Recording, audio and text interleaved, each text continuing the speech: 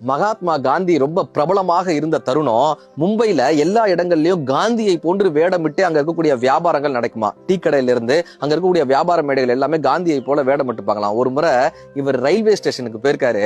அங்க இருக்கக்கூடிய அத்தனை பேரும் காந்தி வேஷம் போட்டிருக்காங்க. ஒரு 20-30 பேருக்கு மேல அங்க டீ விற்பவர்களாக இருக்கட்டும், பேப்பர் கொடுப்பவர்களாக இருக்கட்டும், அங்க இருக்கக்கூடிய கடைக்காரர்களாக இருக்கட்டும், ஒரு 20-30 பேர் மகாத்மா காந்தி வேஷம் போட்டே இருக்காங்க.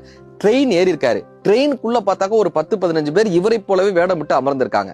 டிடிஆர் நேரா இவரை மட்டும் சரியாக கண்டுபிடித்து இவரை வந்து வணங்கி, பாபுஜி எப்படி இருக்கீங்க, உடல் நலம்லாம் ஆரோக்கியமான்னு இவர்கிட்ட விசாரிச்சிருக்காங்க. இப்ப மகாத்மா காந்தி ஆச்சரியத்தோட கேட்டாராம், இத்தனை பேர் என்னை போல வேடமிட்டு இருக்காங்களே, ஆனால் நான் தான் காந்தி என்று எப்படி கண்டுபிடித்தீர்கள்னு டிடிஆர்ட்ட கேட்டிருக்காரு. அந்த காலத்துல இந்த சமூக வலைதளங்கள்லாம் இல்லாத காலம், போட்டோக்கள்லாம் இல்லாத காலம், நான் தான் காந்தின்னு எப்படி கண்டுபிடிச்சிங்க? டிடிஆர் வணங்கி விட்டு சொன்னாராம், இத்தனை பேர் இந்த ட்ரெயின்ல இருந்தாலும் கூட நீங்க மட்டும்தான் டிக்கெட் வாங்கிட்டு அமர்ந்திருக்கீங்க. உங்களிடம் மட்டும்தான் சத்தியம் இருக்கிறது, உங்களிடம் மட்டும்தான் நேர்மை இருக்கிறது, உங்களிடம் மட்டும்தான் இந்த பயணச்சீட்டு இருக்கிறது, மற்றவர்கள் எல்லாம் பயணச்சீட்டு இல்லாமல் அமர்ந்திருக்கிறார்கள் அந்த டிடிஆர் சொன்னாராங்க.